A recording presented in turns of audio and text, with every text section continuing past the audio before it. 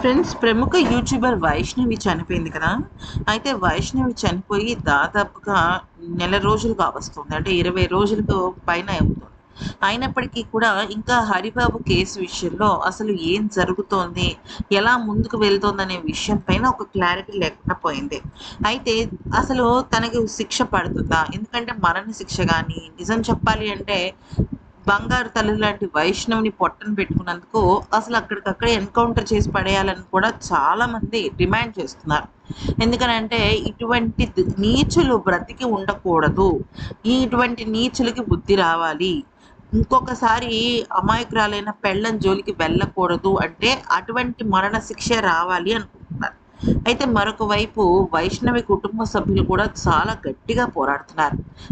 నా కూతురు చనిపోయినందుకు ఎక్కడ న్యాయం జరిగింది అంటూ వైష్ణవి వాళ్ళ అమ్మగారు కూడా పోరాడుతున్నారు.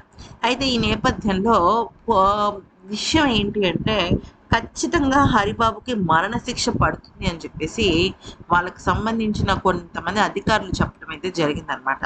అయితే ఎట్టి పరిస్థితుల్లోనూ ఆ హరిబాబుని శిక్ష నుంచి తప్పించుకోవడానికి వీలు లేకుండా అష్టదిగ్బంధనం చేయడానికే మొత్తం అధికారులు అంటే పోలీసు అధికారులు కానీ, లేకపోతే కోర్టు వాళ్ళు కానీ, న్యాయస్థానాలు కానీ చాలా తీవ్రంగా శ్రమిస్తోందని చెప్పడం జరిగింది.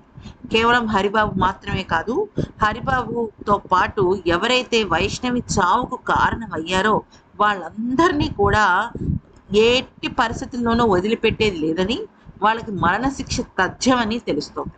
అయితే ఆ మరణశిక్ష అనేది ఎప్పుడు వేస్తారు అనేది మన డిమాండ్ కూడా.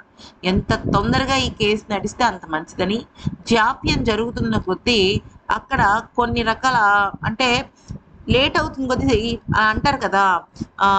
డిలైడ్ ఈజ్ డినైడ్ అని. అంటే మనకి లేట్ అవుతుంది అంటే అది ఖచ్చితంగా ఏదో ఒక రకంగా తప్పుదోవ పడుతుందన్నట్టుగానే. సో, అందుకని ఖచ్చితంగా న్యాయం జరగాలి అని చెప్పేసి విశ్వ ప్రయత్నాలు చేస్తున్నారు.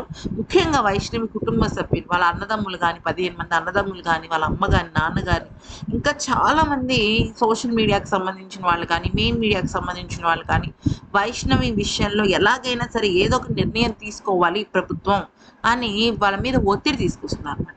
సో ఫ్రెండ్స్, మీరు కూడా ఈ వీడియోని లైక్ చేసి, షేర్ చేసినట్టయితే త్వరలోనే హరిబాబుకి గట్టి శిక్ష పడాలని మనస్ఫూర్తిగా మనం కూడా కోరుకున్నట్టుగా అవుతుంది.